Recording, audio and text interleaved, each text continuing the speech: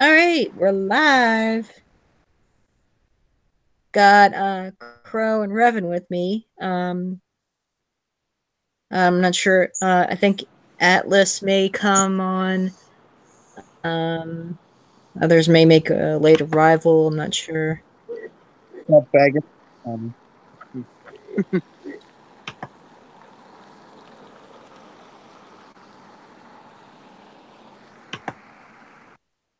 Oh, yay! Atlas is here. All right. Hello? Hello. Just in time. All right. Just in time before the rehash of chapters 6 through 14. Nice. Yeah, I got a bunch of reading done. Oh, no, we got a guest in the YouTube live chat. Hello. yeah. Hi, Koi.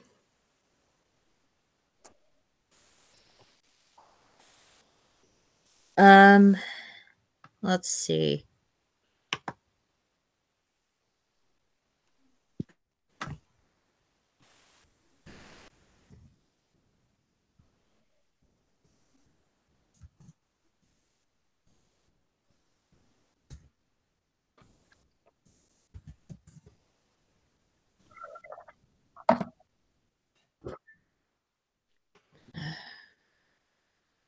Sorry for this, folks. Some little unwanted drama. Yeah. Anyway, I'm gonna send invite link on Ancapistani's real quick, and then we could start rehash. Boo. Oh, hey. Hi. How you doing, boy? Sorry, I'm just having a snack. Oh, glad you could make it.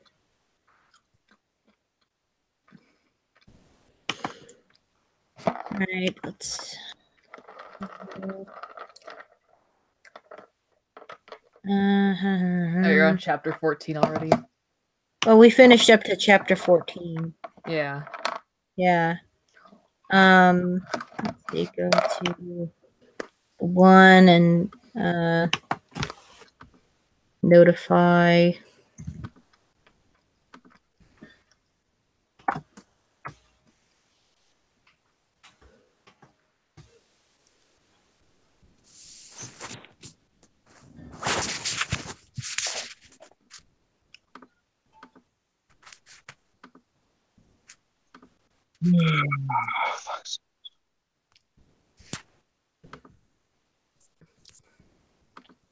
Hold on, be right back. Okay. Oh, Alright. We'll link to the video.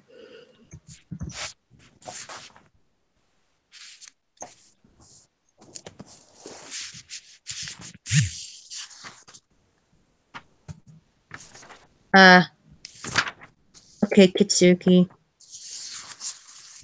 1, 2, that.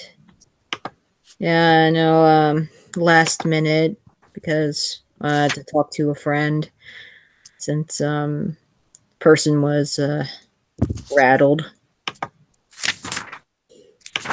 So, last minute. Totally last minute.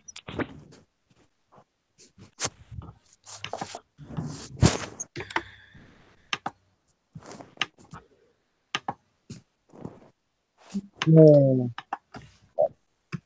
Fuck's sake.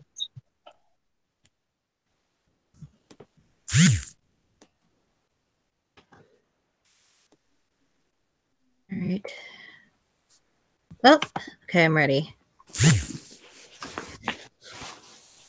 So, from the last stream, basically what happened was Cassie was alone by herself after she was continued to be alone after the incident with the crucifix a soldier, and there are like time lapses between the present and the past in which in narration, Cassie goes over how the apocalypse started, caused by this alien invasion.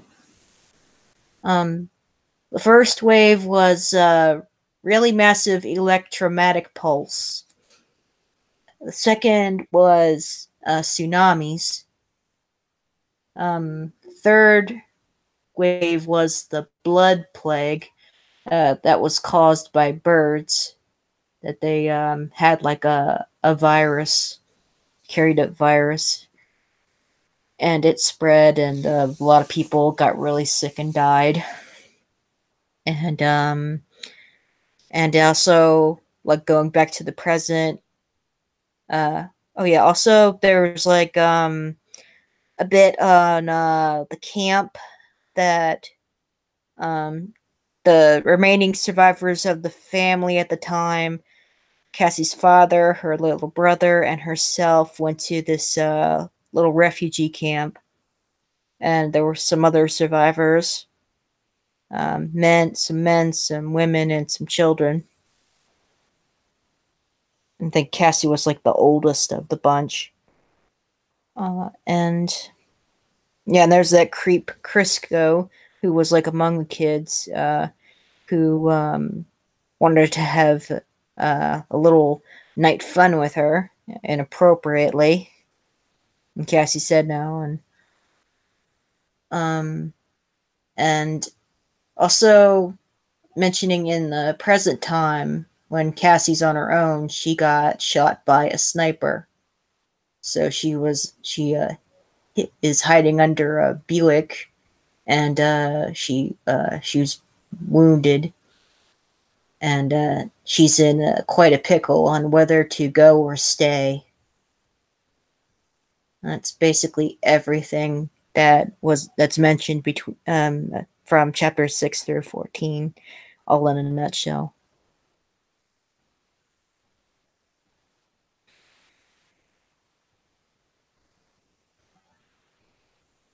No, Cyborg, you haven't been betrayed.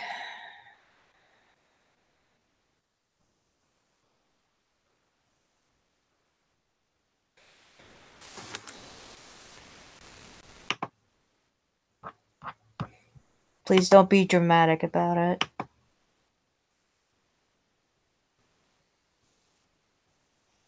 You didn't get banned from the other hangout, you left. I let you back in. That's what happened. Revan, you haven't done anything. Don't worry. Alright, everyone. Could we, like, chill? Is everyone okay?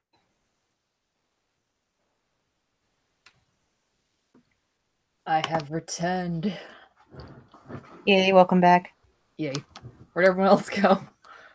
I think everyone else is muted. Revan's here. Revan is here. Yeah. Yep. Would it be distracting if I played Don't Starve in the background? Yes, it would be. Shit. Unless you, like, muted the sound or something.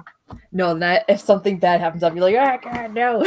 Yeah, that would be, like, really distracting. Yeah. Or I'll do something else. Or I want to play another game in the background. I'll listen though. Okay. Sorry about this.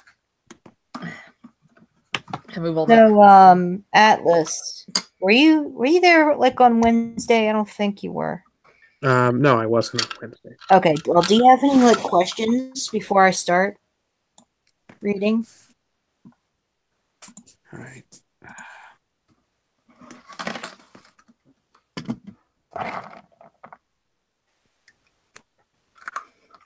All right. In regards to Cassie, how many relatives are still, well,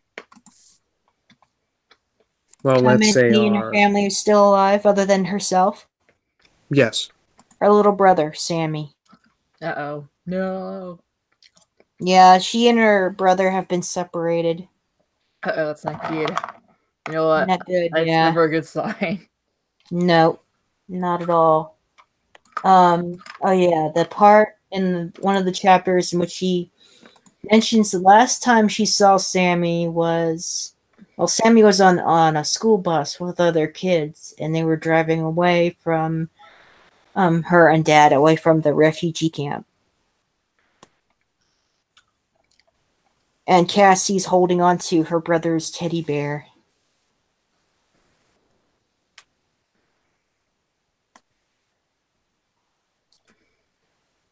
Hmm.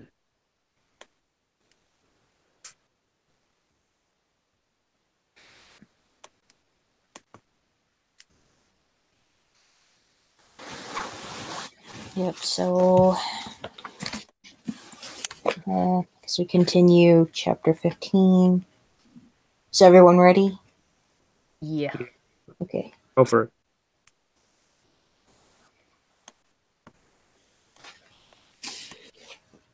All right. The next day, the drone came back. Oh yeah. The last thing to mention is there's this like alien drone that visited over the Camp Ash Pit. Cassiopeia calls the camp a nickname for it, and people were getting really there was like mixed reactions about it. Um, so picking up where the drone came by the first time did nothing, did no harm, and left. So the next day, the drone came back, or a different drone identical to the first. The others probably haven't traveled all the way from another planet with just one in the hold. It moved slowly across the sky, silent, no growl of an engine, no hum, just gliding soundlessly like a fish you were um, drawn through still water. We hustled into the barracks. No one had to tell us. I found myself sitting on a cot next to Crisco. I know what they're going to do, he whispered. Don't talk, I whispered back. He nodded and said, sonic bombs. You know what happens when you're blasted with 200 decibels? Your eardrums shatter, your lungs bust open, and air gets into your bloodstream, and then your heart collapses. Where do you come up with this crap, Crisco? Dad and Hutchfield were crouched by the open door again. They watched the same spot for several minutes. Apparently, the drone had frozen in the sky. Here, I got you something, Crisco said. It was a diamond pendant necklace, body booty from the ash pit. That's disgusting, I told him. Why, it's not like I stole it or anything, he pouted. I know what it is. I'm not stupid.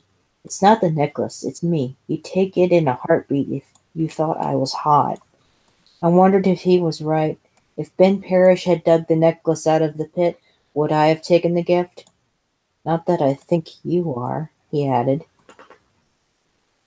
Bummer. Crisco, the grave robber, didn't think I was hot.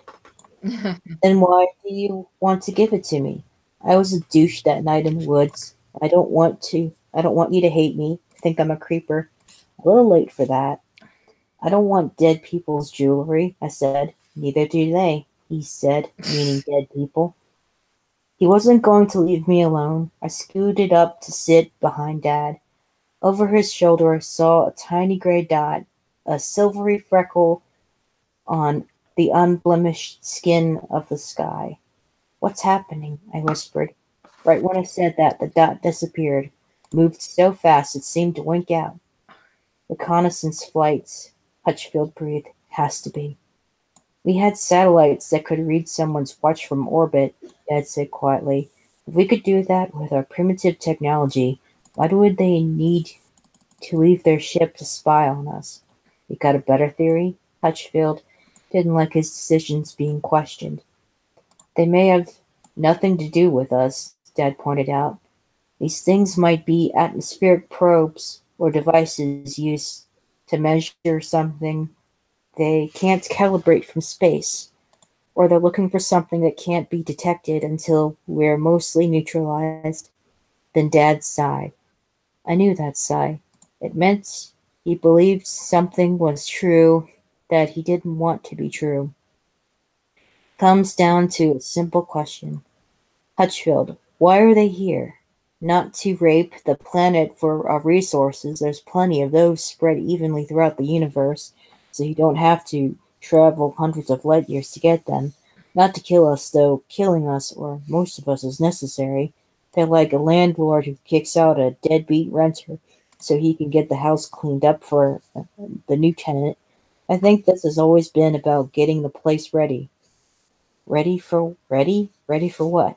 Dad smiled humorously. Moving day. And before going into chapter 6, I want to clarify who Hutchfield is. He is like a veteran, some type of army veteran. He's like got a lot of guns strapped on him. So he is experienced in combat, and so he's in charge of the Camp Ash Pit.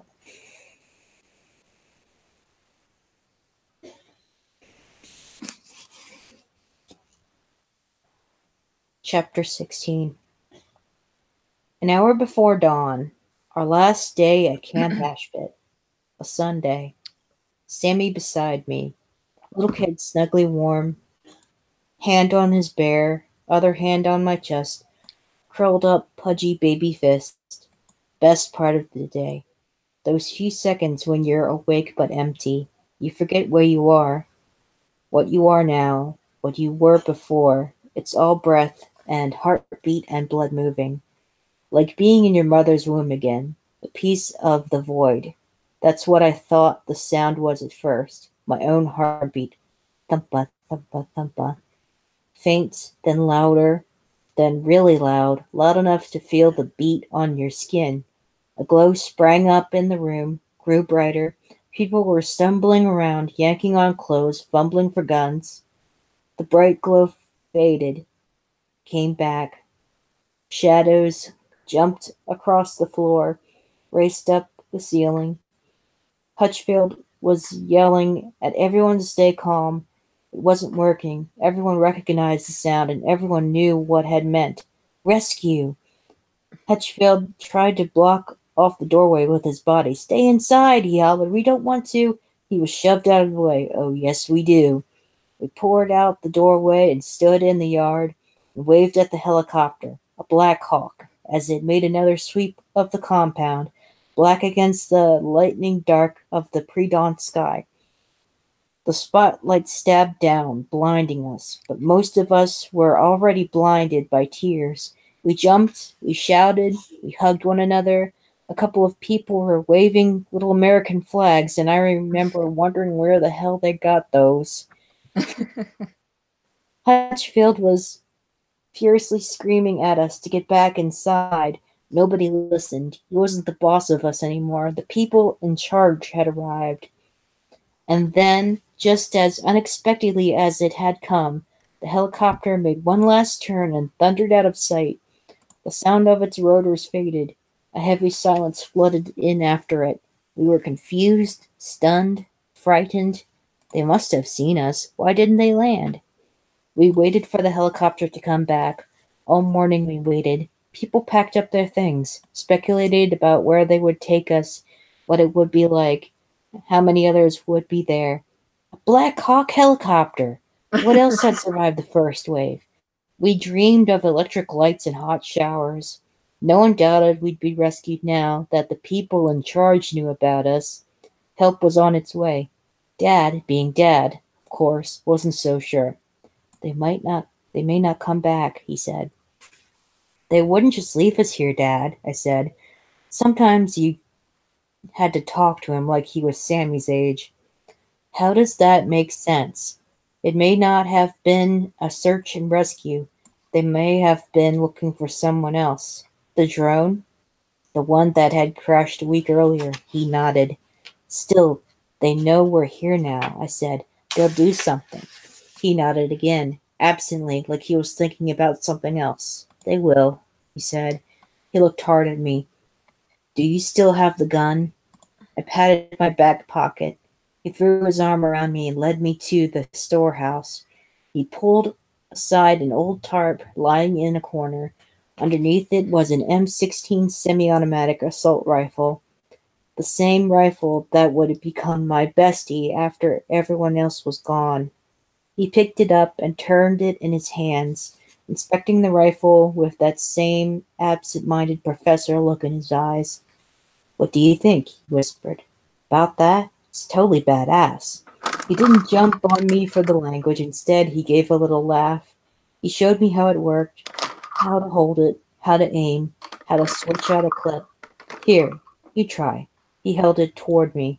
I think he was pleasantly surprised by what a quick study I was, and my coordination was pretty good, thanks to the karate lessons. Dance classes have nothing on karate when it comes to developing grace. Keep it, he said, when I tried to hand it back. I hid it in here for you. Why? I asked. Not that I minded having it, but he was freaking me out a little. While everyone else was celebrating, my father was giving me training in firearms. Do you know how to tell who the enemy is in wartime, Cassie? His eyes darted around the shack. Why couldn't he look at me? The guy who's shooting at you, that's how you tell. Don't forget that. He nodded toward the gun. Don't walk around with it. Keep it close, but keep it hidden. Not in here, and not in the barracks, okay? Shoulder pat. Shoulder pat, not quite enough. Big hug. From now on, never let Sam out of your sight. Understand, Cassie? Never. Now go find him. I've got to see Hutchfield. And Cassie, if someone tries to take that rifle from you, you tell them to bring it up with me. And if they still try to take it, shoot them. He smiled, not with his eyes, though. His eyes were as hard and blank as cold as a shark's. He was lucky, my dad. All of us were. Luck had carried us through the first 3 waves, but even the best gambler will tell you that luck only lasts so long. I think my dad had a feeling that day. Not that our luck had run out.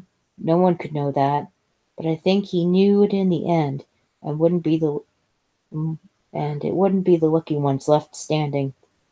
It would be the hardcore, the ones who tell Lady Luck to go screw herself, the ones with hearts of stone, the ones who could let 100 die so one might live, the ones who see the wisdom of torching a village in order to save it.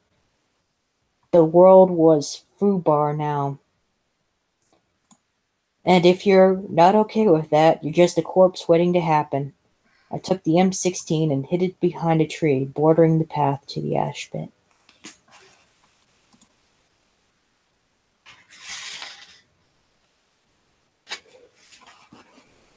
Now it's getting intense, huh? Mm.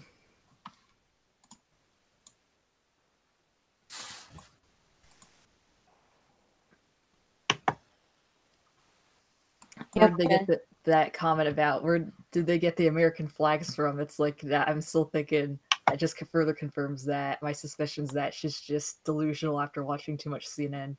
It's all staged. Seriously, I'm 100% Oh, it's an interesting theory. I'm 100% convinced at this point.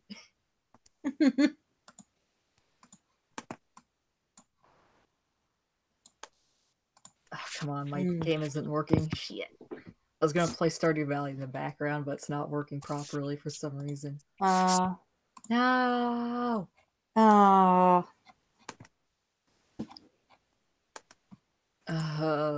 It's always like this at night, though. I shouldn't be surprised, but I'm still annoyed.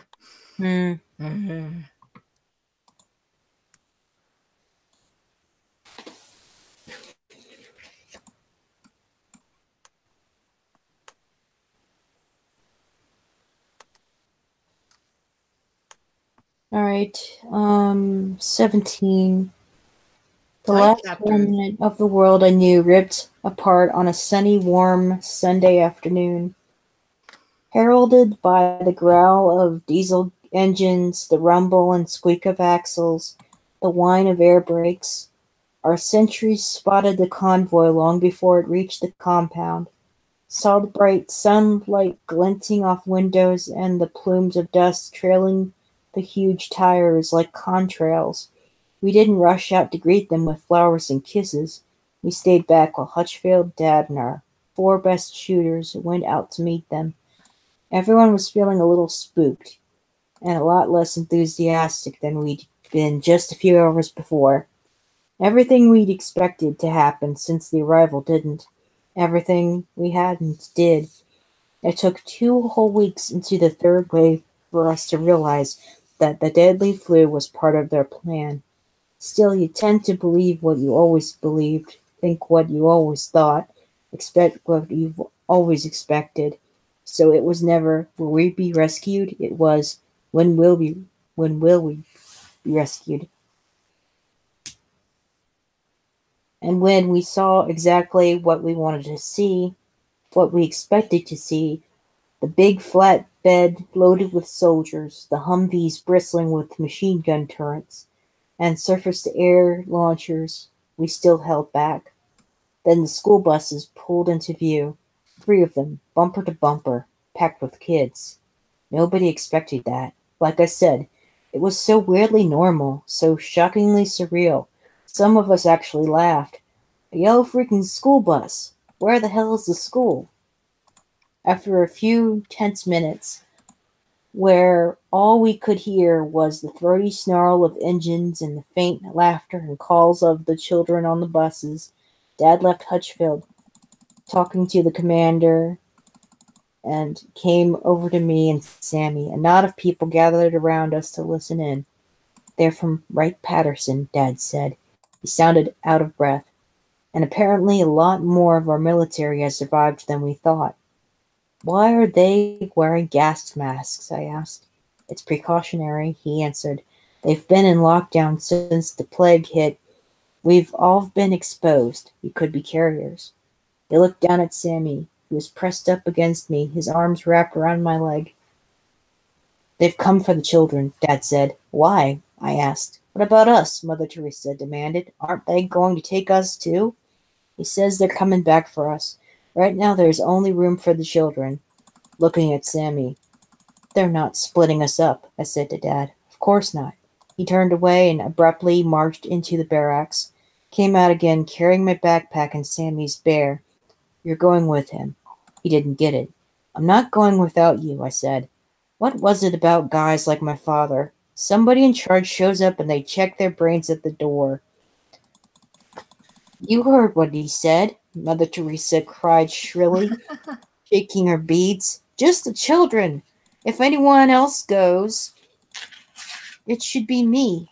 Women. That's how it's done. Women and children first. Women and children. God. Dad ignored her. There went the hand on my shoulder. I shrugged his hand away.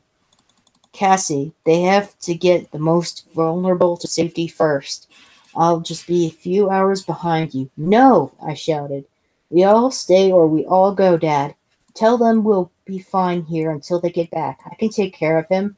I've been taking care of him. And you will take care of him, Cassie, because you're going too. Not without you. I won't leave you here, Dad. He smiled like I had said something kitty cute. I can take care of myself. I couldn't put it into words, just feeling like a hot coal in my gut, that splitting up what was left of our family would be the end of our family, that if I left him behind I would never see him again. Maybe it wasn't rational, but the world I lived in wasn't rational anymore. Dad pried Sammy from my leg, slung him onto his hip, grabbed my elbow with his free hand, and marched us toward the buses. You couldn't see the soldiers' faces through the buggy-looking gas masks, but you could read the names stitched onto their green camouflage. Green, Walters, Parker. Good, solid, all-American names, and the American flags on their sleeves. And the way they held themselves, erect but loose, alert but relaxed. Coiled springs. The way you expect soldiers to look. We reached the last bus in line. The children inside shouted and waved at us. It was all one big adventure. The burly soldier at the door raised his hand. His name patch said Branch. Children only, he said, his voice muffled by the mask. I understand, Corporal, Dad said. Cassie, why are you crying? Sammy said. His little hand reached for my face. Dad lowered him to the ground, knelt to bring his face close to Sammy's. You're going on a trip, Sam, Dad said. These nice army men are taking you to a place where you'll be safe. Aren't you coming, Daddy? Tugging on Dad's shirt with his tiny hands. Yes, Daddy's coming, just not yet. Soon, though. Very soon. He pulled Sammy into his arms. One last hug. You be good now. You do what the nice army men tell you, okay? Sammy nodded, slipped his hand into mine. Come on, Cassie, we're going to ride a bus. The black mask whipped around. A gloved hand went up. Just the boy. I started to tell him to stuff it. I wasn't happy about leaving Dad behind, but Sammy wasn't going anywhere without me. The corporal cut me off. Only the boy.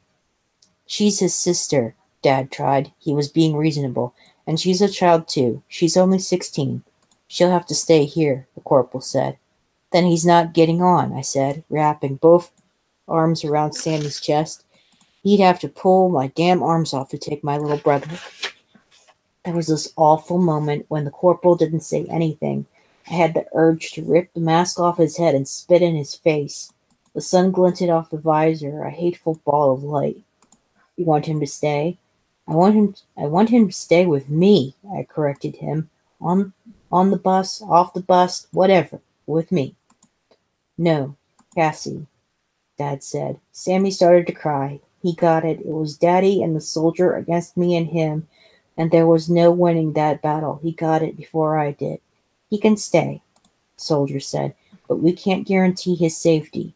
Oh, really? I shouted into his bug face. You think? Whose safety can you guarantee? Cassie, Dad started. You can't guarantee shit, I yelled. The corporal ignored me. It's your call, sir, he said to Dad. Dad, I said, you heard him. He can stay with us. Dad chewed on his bottom lip. He lifted his head and scratched under his chin, and his eyes regarded the empty sky. He was thinking about the drones, about what he knew and what he didn't know. He was remembering what he learned. He was weighing odds and calculating probabilities and ignoring the little voice piping up from the deepest part of him. Don't let him go. So, of course, he did the most reasonable thing. He was a reasonable, responsible adult, and that's what responsible adults do. The reasonable thing. You're right, Cassie, he said finally. They can't guarantee our safety. No one can. But some places are safer than others. He grabbed Sammy's hand. Come on, sport. No! Sammy screamed, tears streaming down bright red cheeks. Not without Cassie. Cassie's going, Dad said. We're both going. We'll be right behind you. I'll protect him. I'll watch him. I won't let anything happen to him, I pleaded. They're coming back for the rest of us, right? We'll just wait for them to come back. I pulled on his shirt and put on my best pleading face, the one that usually got me what I wanted. Please, Daddy, don't do this. It isn't right. We have to stay together. We have to. It wasn't going to work. He had that hard look in his eyes again, cold, clamped down, remorseless. Cassie, he said, tell your brother it's okay. And I did.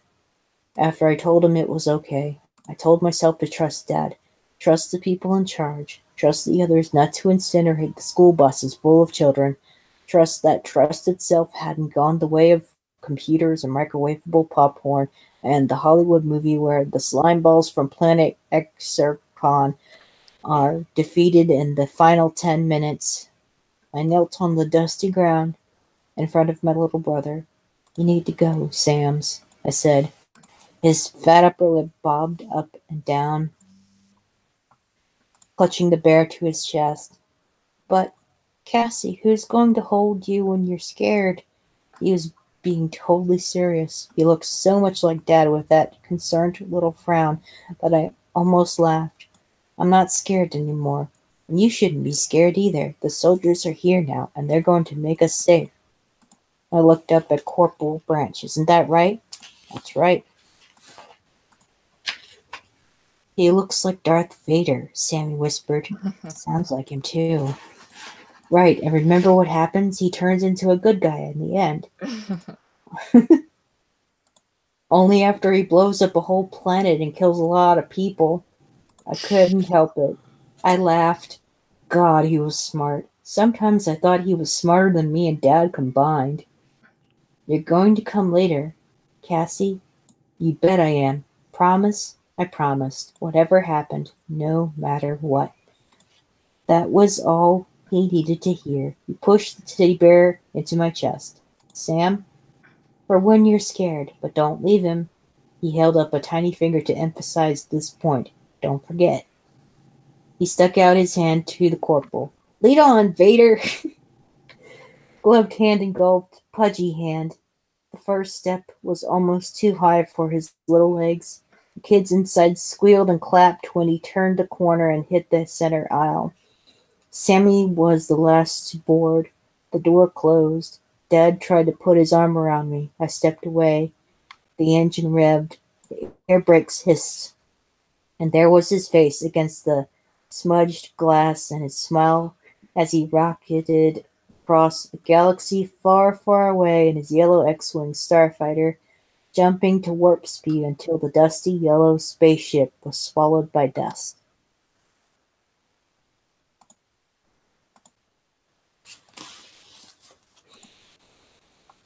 Oh yeah, also he forgot to address the elephant in the room about him killing all the youngins. Or was this before Revenge of the Sith? Yeah. Oh, this was before that? Okay, yeah. That's excuse then. Hey, Mellum's here. Hey. Sup? Hi. What, not much. So either YouTube's really gotten worse, or my phone really is a piece of shit and I need to get a new one. Why But I think I pissed off Daps. Uh-oh. Oh, Well, that's not quite And you know how he related. tends to react to things. No. Yeah. Anyway, I'm trying to perform damage control. He's ultimately a nice guy, but when he takes insult, man, it's like I wouldn't be surprised if back then he'd challenge you to a duel. To an Agni And I'd be Kai. like, let me find my cards. Challenge you to Agni Kai. Pretty much. Yeah. My damn games aren't loading. Pisses me off.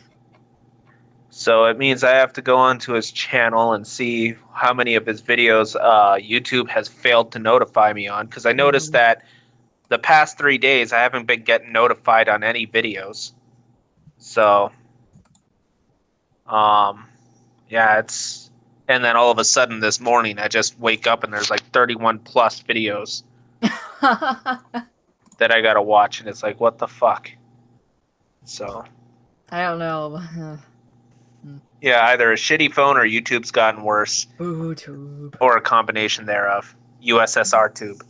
Well, they are trying to M-tube. they are trying to put backdoors into everything. The Goobermint. Yep. Or Google Mint. Goobermint. Gulag. Yeah. Gulag. Google. Yeah, Gulag. But, Oh, excuse me. yep. Ugh. Oh, well. Yep. Anyway, I'd let them know a little bit of, never mind. But, I gotta get back to work here shortly. No. Well, in about 17 minutes. Oh. Well, I guess I could, summarize, what I've recently read a little bit. Sure. So, Cassie, her father, and Sammy, in past tense, were at this refugee camp. And, It's refugee. Yeah. Yeah, this refuge. And, what happened in the past chapter were these school buses, 3 of them, that came into camp, and there were these army men that were wearing gas masks because, of course, the third wave, the blood plague, they were just taking precautions to not get infected or get sick because army men didn't know if anyone was infected or not. Yep. And the family's getting split up from here. Sammy is going on one of the buses, and Cassie and her dad are staying behind for now. Hmm. There we go. What's up, Crow? Hey, Crow's back. Yeah, I'm Hi, still Crow. thinking. Doing excellent now that I'm off work and home. Yeah. Like I was saying. Lucky bastard, I still my- gotta wash some walls. Aw. And water too. Yeah, it's part of my salary. Yeah, and water too. And water too. If you got, I intend to be home by 12.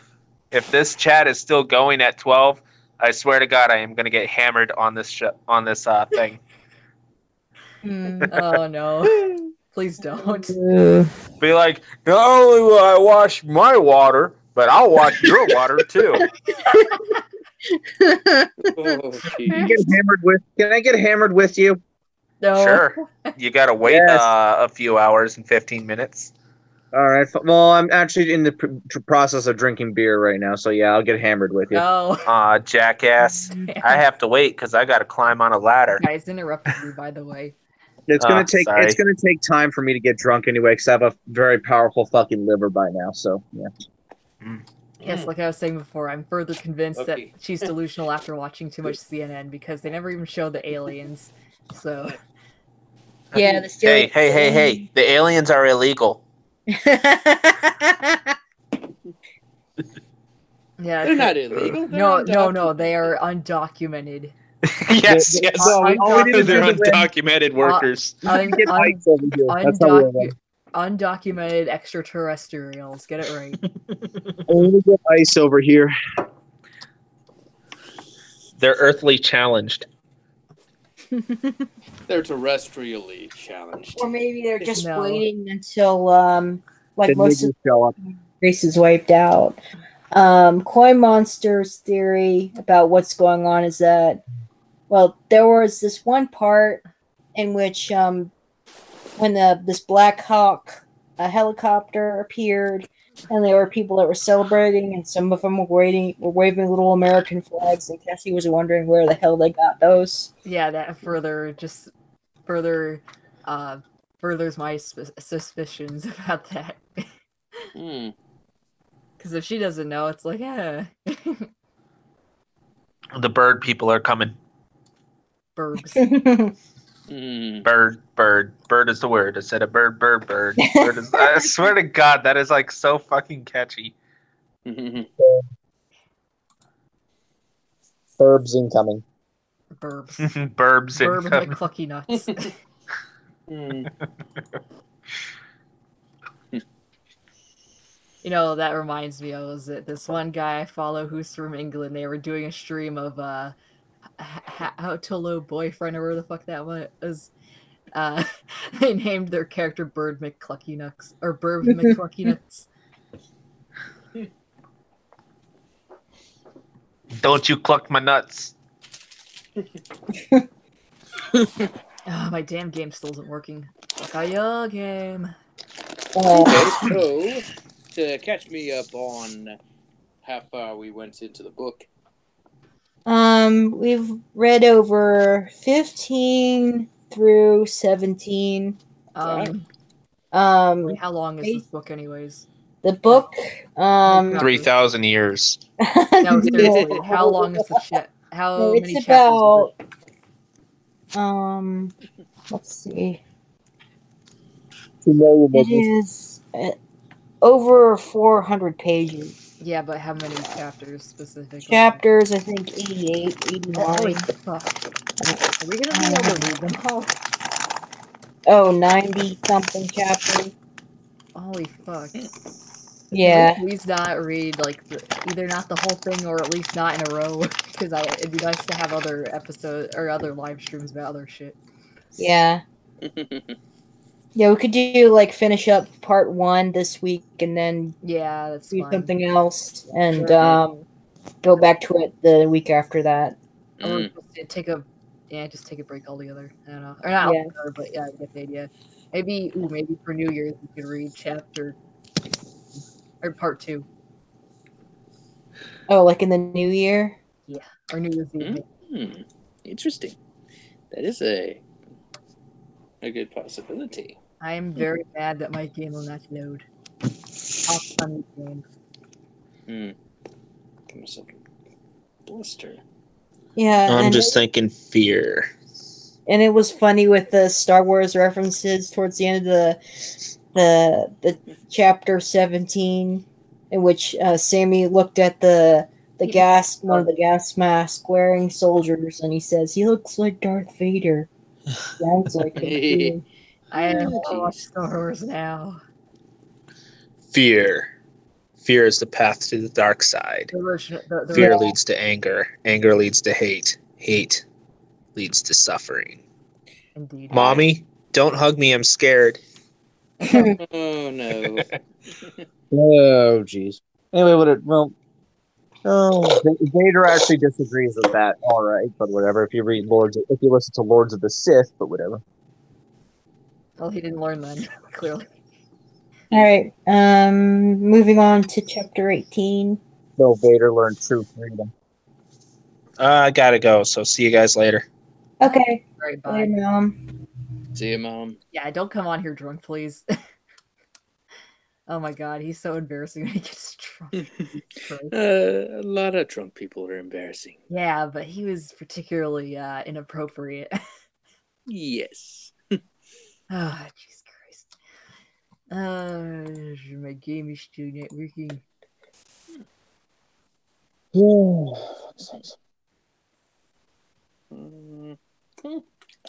Okay, let's see about. All right.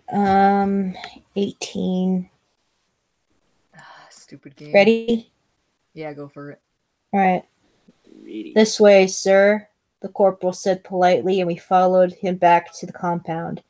2 Humvees had left to escort the buses back to Wright Patterson. The remaining Humvees sat facing the barracks and the storage shed, the barrels of their mounted machine guns pointing at the ground, like the dipped heads of some metallic creatures dozing. The compound was empty. Everybody, including the soldiers, had gone inside the barracks. Everybody except one. As we walked up, Hutchfield came out of the storage shed. I don't know what was beaming brighter, his shaved head or his smile. Outstanding, Sullivan, he boomed at Dad, and you wanted to bug out after that first drone. Looks like I was wrong, Dad said with a tight smile. Briefing by Colonel Bosch in 5 minutes, but first I need your ordnance. My what? Your weapon. Colonel's orders. Dad glanced at the soldier standing beside us. The blank black eyes of the mask stared back at him. Why? Dad asked. Need an explanation? Hutchfield's smile stayed put, but his eyes narrowed. I would like one, yes. It's SOP, Sullivan. Standard operating procedure. You can't have a bunch of untrained, inexperienced civilians packing heat in wartime. Talking down to him like he was a moron. He held out his hand. Dad pulled the rifle slowly from his shoulder. Hutchfield snatched the rifle from Dad and disappeared into the storehouse. Dad turned to the corporal. Has anyone made contact with the... He searched for the right word. The others? One word, spoken in raspy monotone. No. Hutchfield came out and smartly saluted the corporal. He was neck deep in his element now, back with his brothers in arms. He was bursting all over with excitement, like any second he could pee himself. All weapons accounted for and secured, Corporal. All except 2, I thought. Looked at Dad. He didn't move a muscle, except with the ones around his eyes. Flicked to the right, flicked to the left. No. There was only one reason I could think of that he'd do that. And when I think about it, if I think too much about it, I start to hate my father. Hate him for just trusting his own instincts. Hate him for ignoring the little voice that must have been whispering, "This is wrong. Something about this is wrong." I hate him right now. If he were here right now, I'd punch him in the face for being an ignorant dweeb. The corporal motioned toward the barracks. It was time for Colonel Vosh's briefing. Time for the world to end. 19. I picked out Vosh right away, standing just inside the door, very tall, the only guy in fatigues not cradling a rifle against his chest. He nodded to Hutchfield when we stopped inside the old hospital Charno house. Then Corporal Branch gave a salute and squeezed into the line of soldiers that ringed the walls. That's how it was. Soldiers standing along 3 or 4 of the walls, refugees in the middle. Dad's hand sought out mine. Sammy's teddy in one hand, the other hanging on to his. "How about it, Dad? Did that little voice get louder when you saw the men with guns against the walls? Is that why you grabbed my hand?" "All right, now can we get some answers?" someone shouted when we stepped inside. Everybody started to talk at once, everyone except the soldiers, shouting out questions. "Have they landed? What do they look like? What are they? What are those gray ships we keep seeing in the sky? When do the rest of us get to leave? How many survivors have you found?" Vosh held up his hand for quiet. It only half worked. Hutchfield gave him a smart salute. "All present and accounted for, sir." I did a quick head count. "No," I said. I raised my voice to be heard over the din. "No," I looked to Dad. "Crisco's not here." Hutchfield frowned. "Who's Crisco?" "He's this kid." "Kid? That he left on the buses with the others." The others. It's kind of funny when I think about it now. Funny in a sickening way. "We need everyone in this building," Vosh said from behind his mask. His voice was very deep, a subterranean rumble. "He probably had a freak out," I said. "He's kind of a wuss." Where would he go?" Vosh asked. I shook my head. I had no clue. Then I did. More than a clue. I knew where Crisco had gone. The ash pit. Where is the ash pit? "Cassie," Dad spoke up. He was squeezing my hand hard. "Why don't you go get Crisco for us so the colonel can start our briefing?" "Me?" I didn't get it.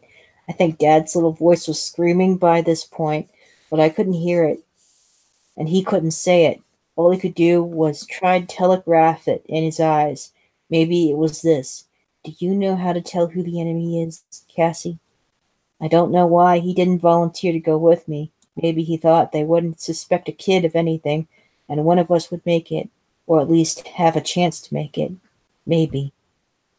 "All right," Bosch said. He flicked his finger at Corporal Branch. "Go with her." "She'll be okay alone," Dad said. "She knows those woods like the back of her hand. 5 minutes, right, Cassie?" He looked at Vosh and smiled. 5 minutes. "Don't be a dumbass, Sullivan," Hutchfield said. "She can't go out there without an escort." "Sure," Dad said. "Right. You're right, of course." He leaned over and gave me a hug. Not too tight, not too long. A quick hug. Squeeze, release. Any more would seem like a goodbye. "Goodbye, Cassie." Branch turned to his commander and said, "First priority, sir?" And Vosh nodded. "First priority." We stepped into the bright sunshine, the man in the gas mask and the girl with the teddy bear. Straight ahead, a couple of soldiers were leaning against a Humvee. I hadn't seen them when we passed the Humvees before. They straightened at the sight of us. Corporal Branch gave them a thumbs up and then held up his index finger. "First priority." "How far is it?" he asked me. "Not far," I answered. My voice sounded very small to me. Maybe it was Sammy's Teddy, tugging me back to childhood. He followed me back down the trail that snaked into the dense woods behind the compound, rifle held in front of him, barrel down. The dry ground crunched in protest under his brown boots. The day was warm, but it was cooler under the trees. Their leaves are rich, late summer green. We passed the tree where I stashed the M16. I didn't look back at it. I kept walking toward the clearing, and there he was, the little shit, up to his ankles in bones and dust, clawing through the broken remains of what, for that last, useless, priceless trinket, one more for the road, so whenever he got to where the road ended, he'd be the man. His head came around when we stepped inside the ring of trees, glistening with sweat and the crap he slopped in his hair. Streaks of black soot stained his cheeks. He looked like some sorry-ass excuse of a football player. When he saw us, his hand whipped behind his back. Something silver flashed in the sun. Hey, Cassie? Hey, there you are. I came back here looking for you because you weren't in the barracks, and then I saw there was this. Is he the one? The soldier asked me. He slung the rifle over his shoulder and took a step toward the pit. It was me, the soldier in the middle, and Crisco in the pit of ash and bone.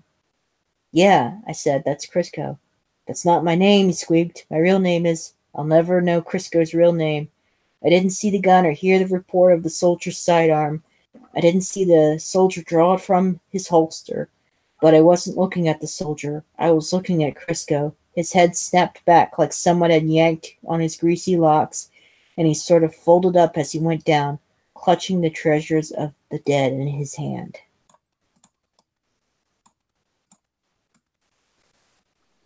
Okay.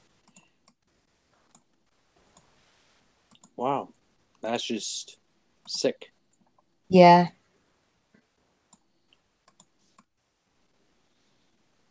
Yep. Soldier, I think, shot the kid. Yep. He's an American hero. Sorry. Some hero. He drone strike the terrorist in training. He's a hero. In terrorists in training? Oh my god. Yeah. Didn't know how to drive an airplane. I got... He was just following orders. Just doing his jab. Hey, I have a bomb in my underwear. I'll charge at him for doing that. Mm. I'll sit on his face and blow his face up. Oh my god. Oh my fucking god. How many of these have I had? Fuck.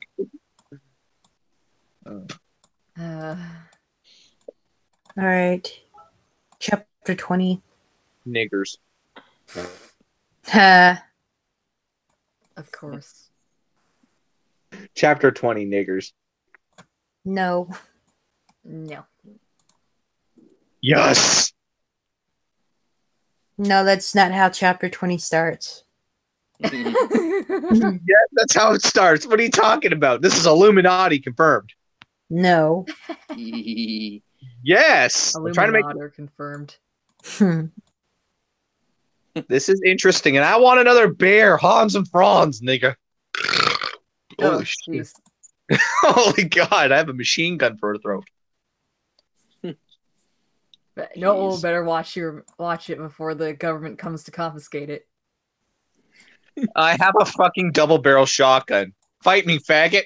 I'm the same person that went to a Rottweiler up when that was barking at me, and I said, "Come over here and fight me, faggot!" When I was drunk as fuck, I did that. Come over here and fight me, faggot! Jeez. God. I think it actually scared it too.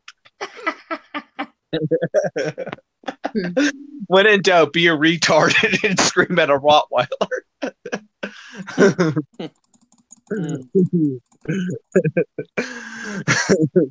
Oh my god.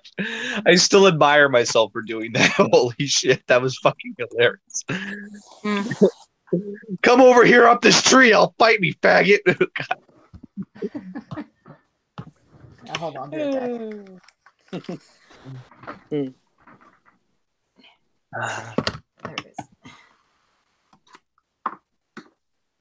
Alright.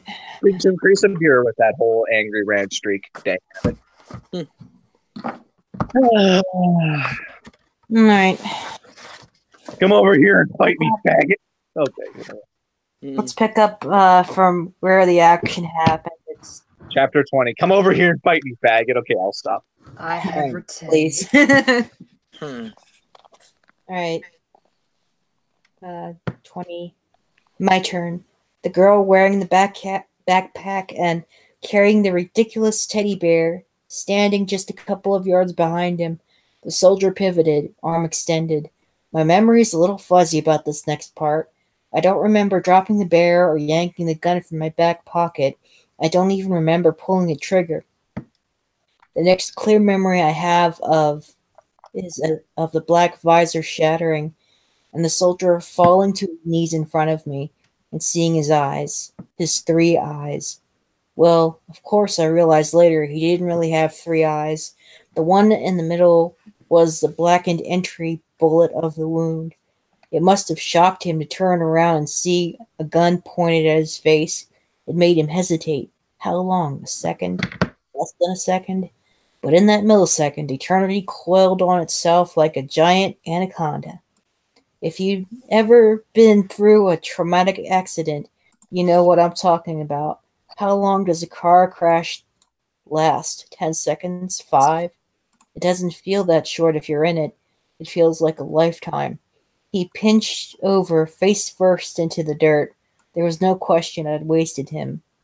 My bullet had blasted a pie plate-sized hole in the back of his head. But I didn't lower the gun. I kept it pointed at his half head as I backed toward the trail. Then I turned and ran like hell. In the wrong direction, toward the compound. Not smart. But I wasn't thinking it at that point. I'm only 16, and this was the first person I'd shot point blank in the face. I was having trouble dealing. I wanted to get back to Dad. Dad would fix this, because that's what dads do. They fix things. My mind didn't register the sounds at first. The woods echoed with the statico bursts of automatic weapons and people screaming. But it wasn't computing, like Crisco's head snapping back, and the way he flopped into the gray dust like every bone and his body had suddenly turned into jello. The way his killer had swung around in a perfectly executed pirouette with the barrel of the gun flashing in the sunlight. The world was ripping apart, and pieces of the wreckage were raining all around me. It was the beginning of the 4th wave. I skittered to a stop before reaching the compound. The hot smell of gunpowder, wisps of smoke curling out of the barrack windows. There was a person crawling toward the storage shed. It was my father. His back was arched. His face was covered in dirt and blood.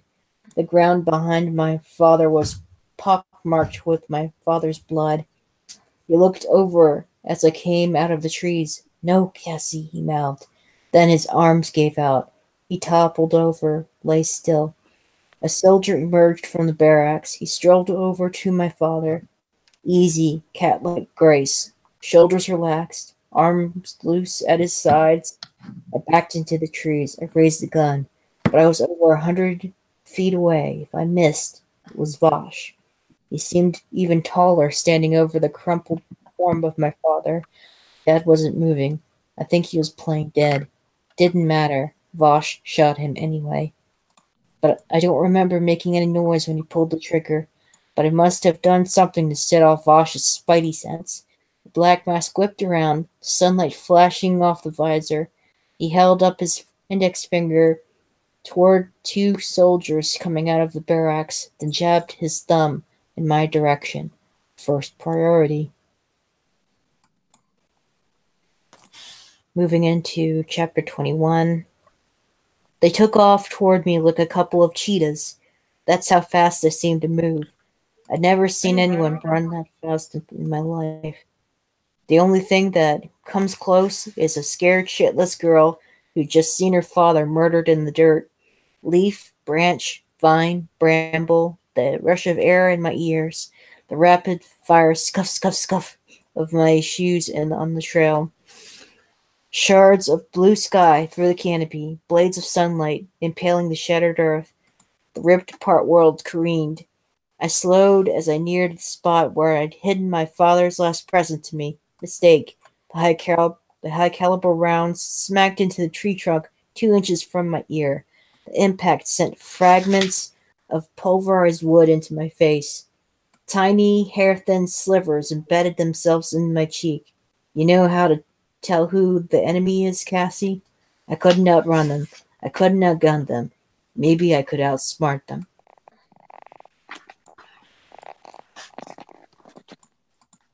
22. They entered the clearing, and the first thing they saw was the body of Corporal Branch, or whatever it was that called itself Corporal Branch. There's one over here, I heard one say. The crunch of heavy boots and a bowl full of brittle bones. Dead. The cackle of static frequency, and then, Colonel, we've got Branch and one other unidentified civilian. That's a negative, sir. Branch is KIA. Repeat, Branch is KIA.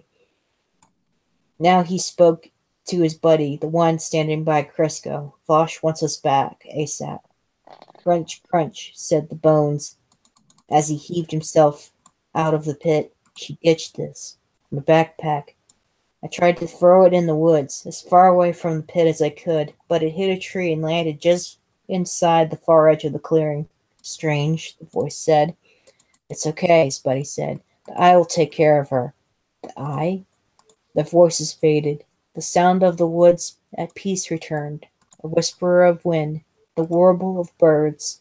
Somewhere in the brush, a squirrel fussed.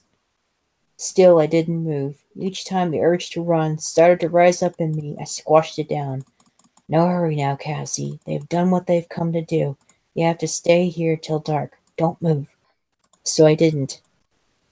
I lay still inside the bed of dust and bones, covered by the ashes of their victims, the others' bitter harvest. And I tried not to think about it, what I was covered in. And I thought, these bones are people, and these people saved my life. And then I didn't feel so creeped. They were just people. They didn't ask to be there any more than I did, but they were there, and I was there, so I lay still. It's weird, but it's almost like I felt their arms, warm and soft, enfolding me. I don't know how long I laid there, with the arms of dead people holding me. It felt like hours.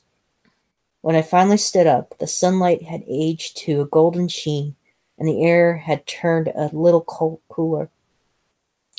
I was covered head to toe in gray ash. I must have looked like a Mayan warrior. The eye will take care of her. Was he talking about the drones? An eye in the sky thing? And if he was talking about the drones, then this wasn't some rogue unit scouring this countryside to waste possible carriers of the third wave so the unexposed wouldn't be infected. That would definitely be bad, but the alternative would be much, much worse. I trotted over to my backpack. The deep woods called to me. The more distance it put between myself and them, the better it was going to be. Then I remembered my father's gift, far up the path, practically within spitting distance of the compound. Crap, why hadn't I stashed it in the ash pit? It sure might prove more useful than a handgun. I didn't hear anything. Even the birds had gone mum.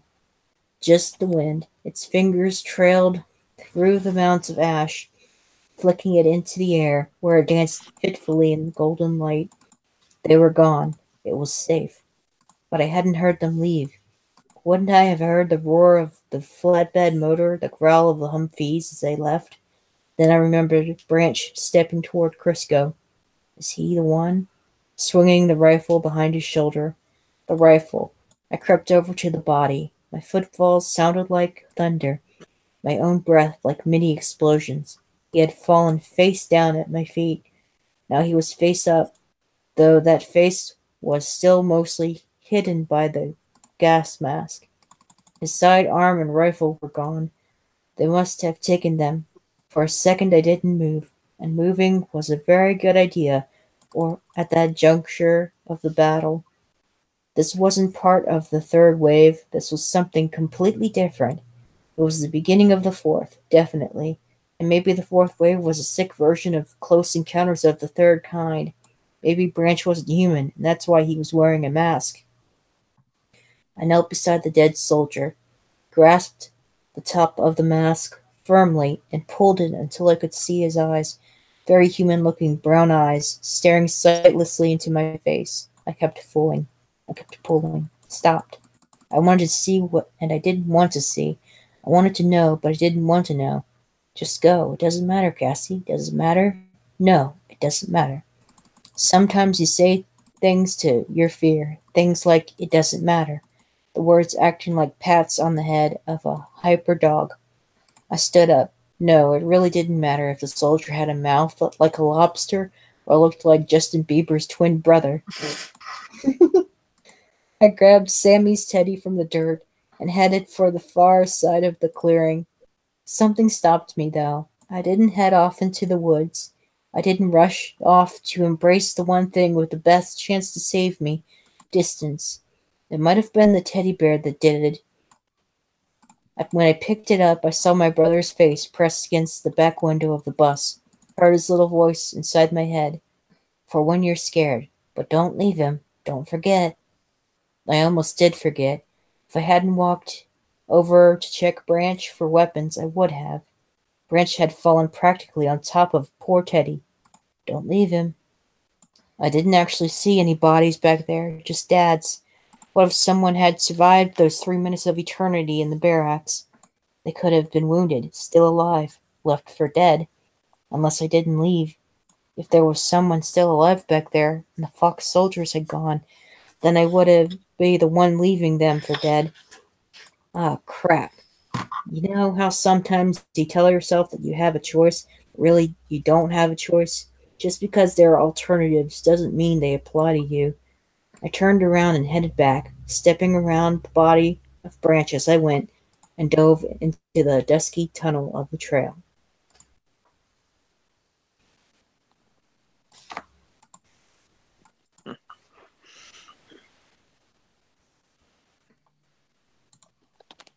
So, any thoughts? Inquiries? Let's see. So to more be insane. clear, that Cassie didn't kill anybody yet, has she? Well, she did kill someone. She killed that soldier Corporal Branch Ah. after Branch had shot Crisco.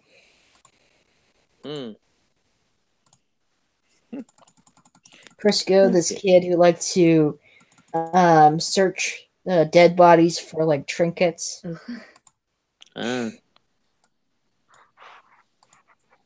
Yeah, like in the last episode, he talked about getting these valuables off the dead and then selling them later. Him being part of the startup of civilization in the world. But that didn't happen, obviously.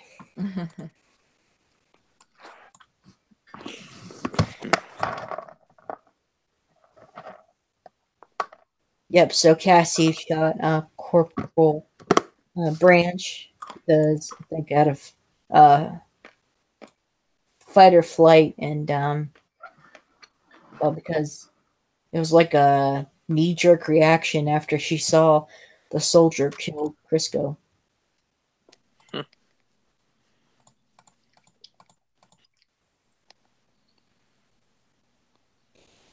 I think in the next chapter he is either just running or is trying to get the M16 that her dad gave her.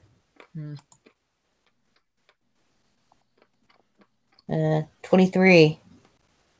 I didn't forget the assault rifle the third time around. I shoved the Luger into my belt. I couldn't very well expect to fire an assault rifle with Teddy Bear in one hand, so I had to leave him on the trail. It's okay, I won't forget you, I whispered to Sammy's bear. I stepped off the path and moved quietly through the trees. When I got close to the compound, I dropped and crawled the rest of the way to the edge. Well, that's why I didn't hear them leave. Bosch was talking to a couple of soldiers at the doorway to the storehouse.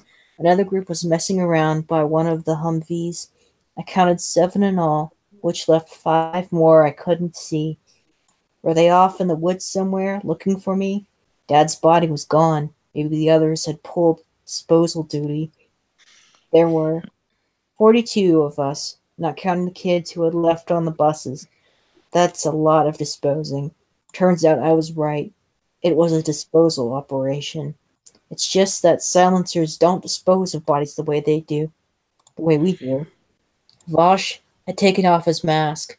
So had the two guys who were with him. They didn't have lobster mouths or tentacles growing out of their chins. They looked like perfectly ordinary human beings, at least from a distance. They didn't need the masks anymore. Why not? The masks must have been part of the act. We would expect them to protect themselves from infection. Two of the soldiers came over from the Humvee carrying what looked like a bowl or globe, the same dull gray metallic color as the drones. Vosh pointed at a spot midway between the storehouse and the barracks, the same spot it looked like where my father had fallen. Then everybody left, except one female soldier who was kneeling now beside the gray globe. The Humvees roared to life. Another engine joined the duet. The flatbed troop carrier parked at the head of the compound, out of sight. I'd forgotten about that. The rest of the soldiers must have already loaded up and were waiting. Waiting for what? The remaining soldier stood up and trotted back to the Humvee. I watched him climb aboard, watched the Humvee spin out in a boiling cloud of dust, watched the dust swirl and settle.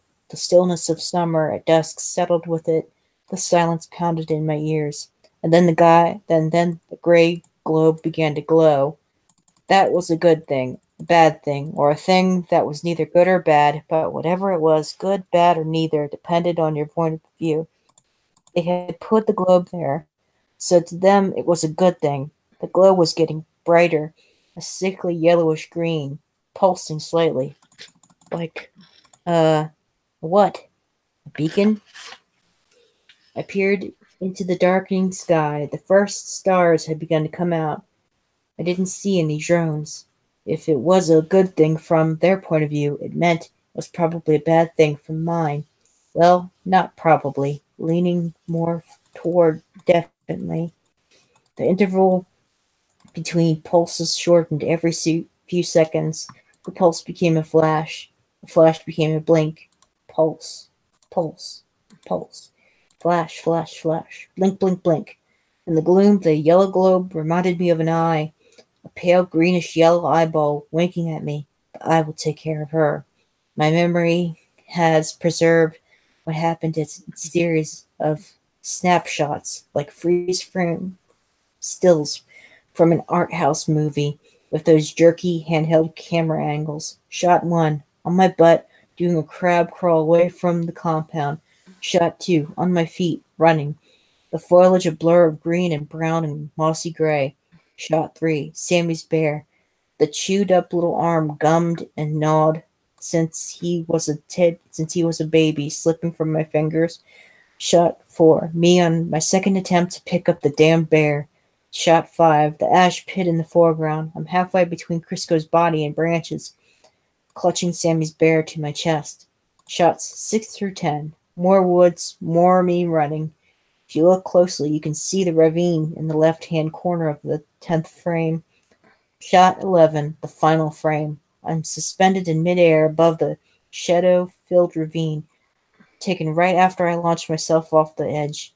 The green wave roared over my curled-up body at the bottom, carrying along tons of debris, a rocketing mass of trees, dirt, and bodies of birds and squirrels and woodchucks and insects, the contents of the ash pit, shards of the pulverized barracks and storehouse, plywood, concrete nails, tin, and the first couple of inches of soil in a 100-yard radius of the blast. I felt the shockwave before I hit the muddy bottom of the ravine, an intense, bone-rattling pressure over every inch of my body. My eardrums popped, and I remember Crisco saying, "You know what happens when you're blasted with 200 decibels?" No, Crisco, I don't. But I've got an idea.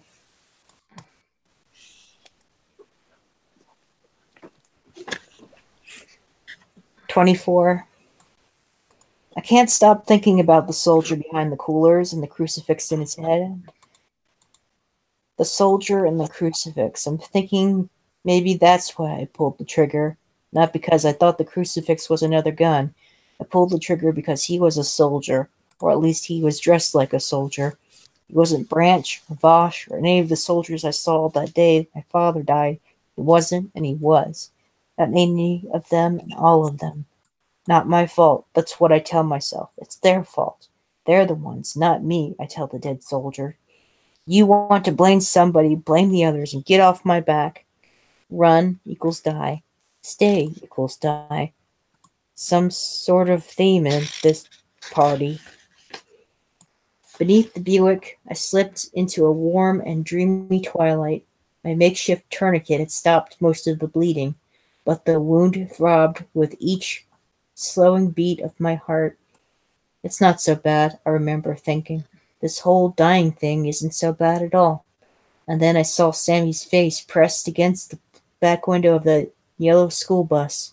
He was smiling. He was happy. He felt safe surrounded by those other kids, and besides, the soldiers were there now. The soldiers would protect him and take care of him and make sure everything was okay. It had been bugging me for weeks, keeping me up at night, hitting me when I least expected it, when I was reading or foraging or just lying in my little tent in the woods, thinking about my life before the others came. What was the point?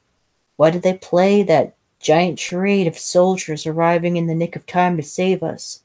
The gas masks, the uniforms, the briefing in the barracks. What was the point to all that when they could have just dropped one of their bulky, blinky eyeballs from a drone and blown us all to hell? On that cold autumn day, while I lay bleeding to death beneath the Buick, the answer hit me harder than the bullet that had just torn through my leg. Sammy. They wanted Sammy. No, not just Sammy.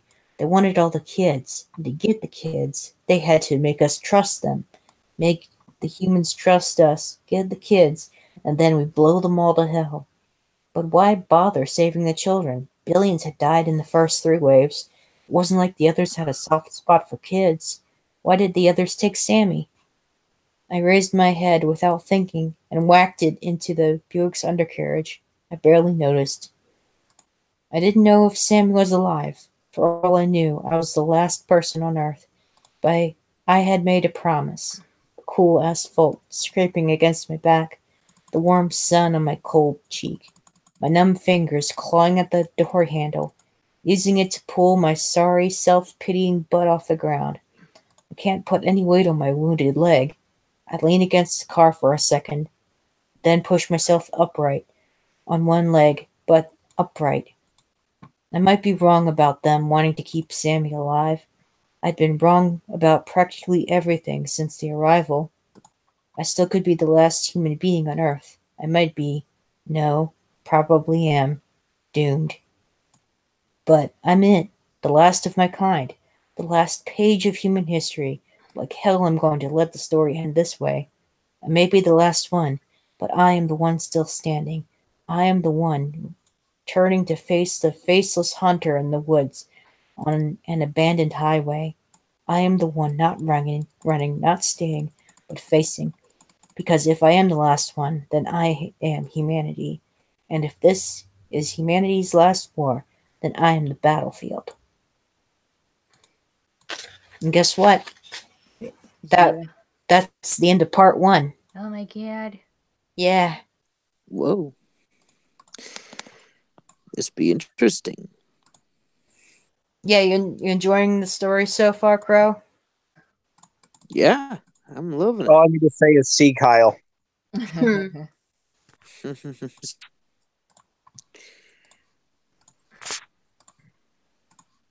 And I need my lightning. Of course you do. Fires off lightning because story is gone, I'm bored already. Well, I guess you want to end it off at part 1, or Yeah, that's probably a good place to end it. Yeah, it's a good place. okay. So after discussion, then. I heard a lot of rapists were in there. Oh god. Okay, I'm sorry. I had to. It was just. Mhm. I heard a lot of evil demons were in there, and Satan worshippers, and Darth Vader's were in that too. Well, Sammy saw the one soldier, and the soldier reminded him of Darth Vader. Made And me he want to even watch speaks Star Wars like again. Vader. Vader. I want to watch Darth Vader. I mean, Star Wars. And Whatever. that was cool at the end of that chapter, and where he goes, the description of going off into the yellow X-wing, which was the school bus. And a bunch of people with airplanes, aerial planes. Bunch of tourists with aerial planes. I hate my freedoms. That hate freedoms, even though we take away more freedoms every day than the tourists did, but whatever. Yeah, 9/11 in a nutshell, or the aftermath. But it was in the name of the greater noob. I don't know. The greater The greater goo, yes. All the hail the greater greater goo. the greater no the greater The gun is goo. Ocasio-Cortez totally not intensifying right here. So, Atlas, what are your thoughts um, of what I've read? Hmm.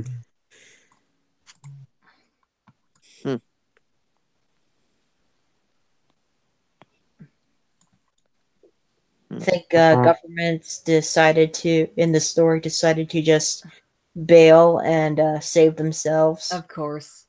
Yeah. Yeah, Imagine they my always do. shock. Yet they must want the kids for something. Ugh. They're a bunch of rapists with AK-47s. Oh god, stop. Oh boy. I'm just calling them terrorists. Oh my god.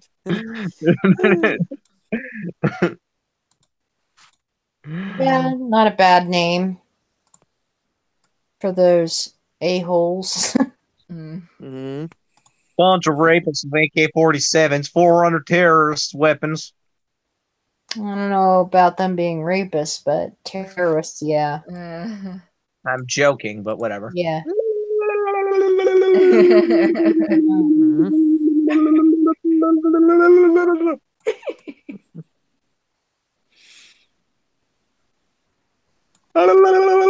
Praise Allah. Allahu Akbar. God Yeah, is the greatest. I want to go over. I want to stuff a bomb in my underwear and just grab one of those guys and blow them up. Hmm. I don't know. Maybe I should just, like sit on their face with the bomb in my bomb on in my underwear. There you go. Oh god. Oh jeez. Just blow their face up first. It's right in your face, motherfucker. Hmm. Well, thing is, you die with them. Yay! Yay! That's the fun part. Oh, No, that's not fun for us. No. Oh, but I want to be a suicide bomber. I want to become Ahmed, the God. dead terrorist. True. No. You know, the funny thing is, one of my my friend Postal Cat was talking about how am I trying to say? He was talking about, I think he was talking with Esso about this. Apparently, the whole being rewarded with 72 virgins or whatever after doing that. Apparently, it was like a mistranslation of something. So it's basically Mistranslation of the Quran. Right in there. the Quran, where it's talking about dates as in, you know, the fruit. So he's like, you know, these people are killing themselves over a bunch of giant raisins, basically. I Give me lost two my raisins. shit Gee. when he first told me that. Oh my. Marianne, whatever happened to Cassie's mother?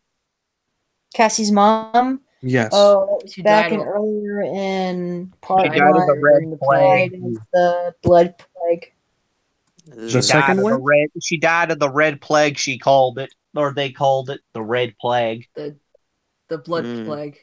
Yeah, or the red tsunami Oh. was another name for it. Tsunami the Kami. Yeah, it was. How did the others manage to survive? They're either Sammy, Cassie's father, and Cassie's herself, they were immune to the virus. Mm. the monster came from their father, the immunity.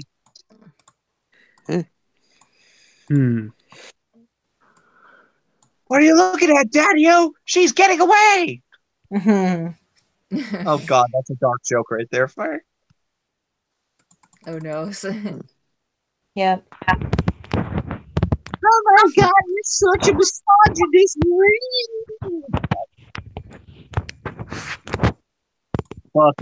Fucking terrorists don't know how to fly airplanes. Dumbasses. I swear, Osama bin Laden, he's more retarded than he is dangerous. Or he's so dangerous, he's retarded. Or he's so retarded, he's dangerous. I totally know everything, you guys.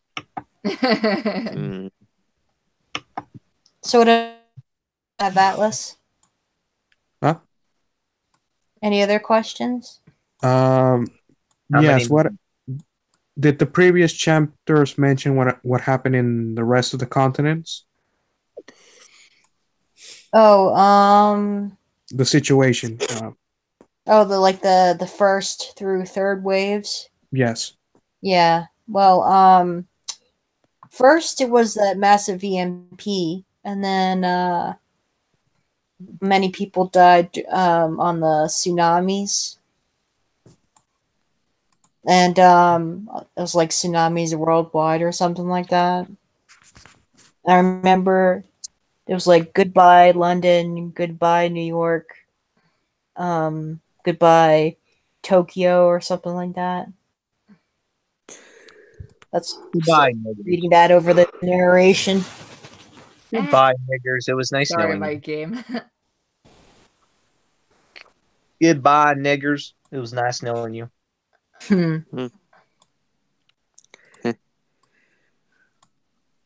I could still friggin' have generators, and use milling machines to make new guns. Shoot those aliens in the dick to castrate them so they can't reproduce. Oh, there shit. you go, Planned Parenthood levels genocide. Oh Yay. god. We must also exterminate all the aliens. They're a bunch of niggers. Oh my God. I need another beer. No. No, I Had think enough. you might have had enough. What was that? Are you okay?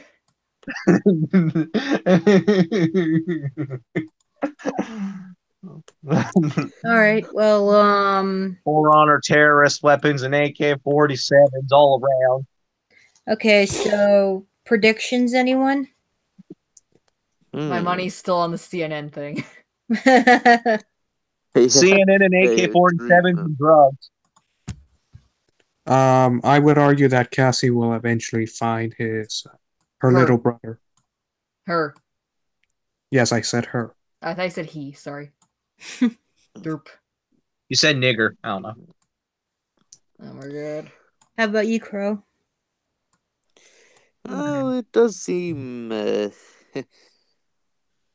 Well, I'm actually thinking that maybe what'll happen is that the aliens might finally just keep Cassie and let her be the last exhibit of the human race.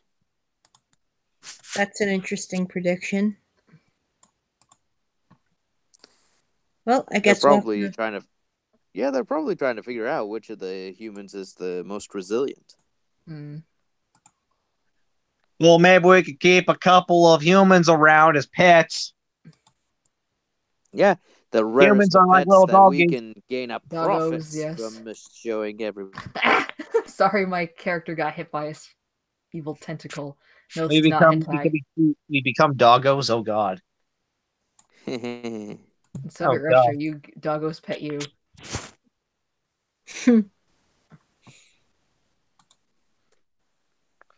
Yep. No, So it's the aliens pet you, and you become the dog. But what if they're alien dogs? Then ooh. Yeah, this would be niggerish. I don't know. I don't know about the aliens being dogs. It was the dog from Silent Hill the whole time, you guys. Adorable Cassie. Who's an adorable Cassie? I don't know.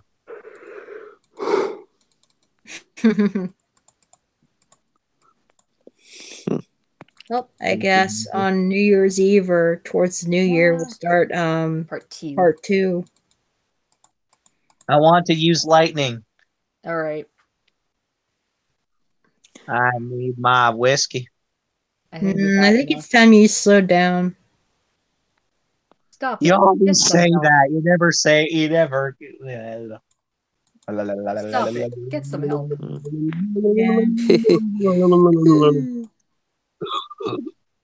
Oh, I guess we'll You okay, bud? here saying thank yous. Thank you, Revan, Koi, Atlas, Crow, and guest appearance by Malum.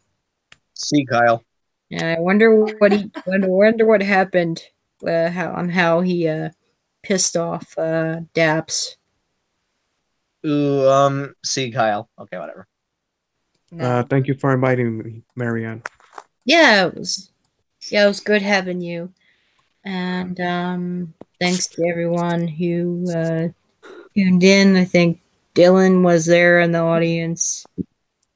I don't think Celestial Cyborg was paying much attention because No. nah. He had just had angry eyes. I don't know. Yeah, angry eyes. Oh. Mr. Potato Head with angry eyes. Well, no, it's No, we Potato don't. Head wearing his shoes, mistaking them for angry eyes. No, stop it. We need to get rid of these stalker potatoes. First Jim Jesus, now him. Dr. Potatoes with that. I just had a image of Jim Jesus wearing his shoes for angry eyes. I just imagine him as an actual Mr. Potato Head. I'm fresh, healthy. It's terrible. Oh my God. You cannot believe what I have been through tonight. Okay.